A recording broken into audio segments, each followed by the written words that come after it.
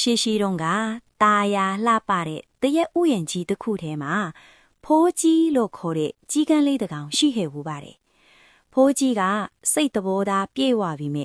သူ့ရဲ့အမဲရောင်အတောင်ပံတွေကိုတော့သူလုံးဝမကြိုက်ပါဘူး။သူကအမြဲတမ်းညီးတွားလေရှိရဲ့။ဟိုးငါအမွေတွေကမဲတူးနေတာပဲ။ကြည့်ပါဦး။ဟိုတကိုင်းပေါ်ကဒေါင်းမင်းသားတို့ကျက်တူရွေးတို့ကြတော့အယောင်စုံနဲ့လှလိုက်တာငါကိုကြတော့ဘသူမှအဖတ်မလုပ်ကြဘူးဆိုပြီးအားငယ်နေတတ်တယ်။တနေ့မှာတော့ဖိုးကြီးဟာရွာနီးချုပ်ဆက်ကိုပြန်တန်းရင်ဆေးဆရာကြီးတယောက်ရဲ့အိမ်နောက်ဖဲမှာ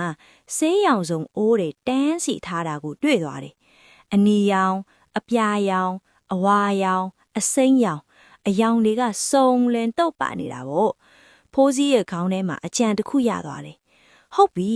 ဒီဆေးရောင်တွေနဲ့ငါ့ကိုငါတုပ်လိုက်ရင်ငါလဲဒေါင်းမင်းသားလိုလှသွားမှာပဲဆိုပြီးဆေးအိုးတွေကိုတစ်ခုပြီးတစ်ခုဝင်စိန်လိုက်ပါတော့တယ်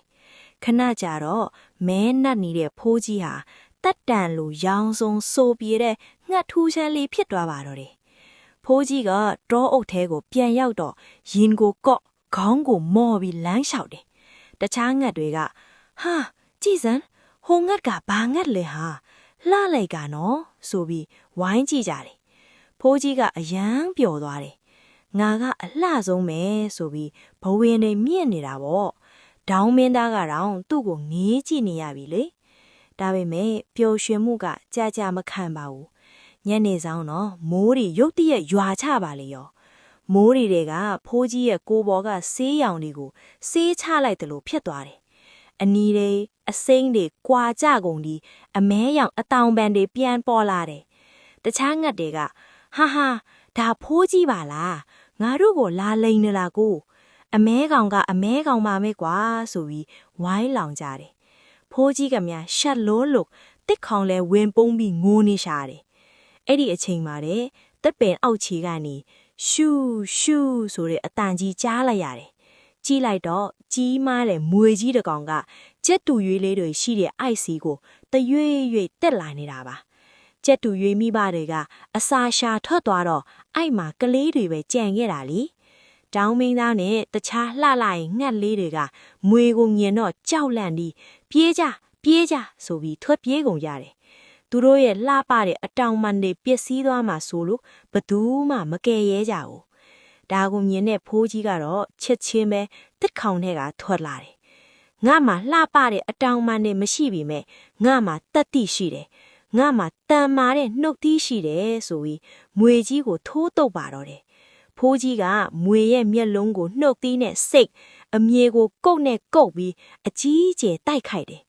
နောက်ဆုံးမှာတော့မွေဆိုးကြီးလဲအနာရထစ်ပြီးထွက်ပြေးရတော့တယ်ကျက်သူရွေးမိဘတွေပြန်ရောက်တော့ဖိုးကြီးကိုကျေးဇူးတင်စကားပြောကြတယ်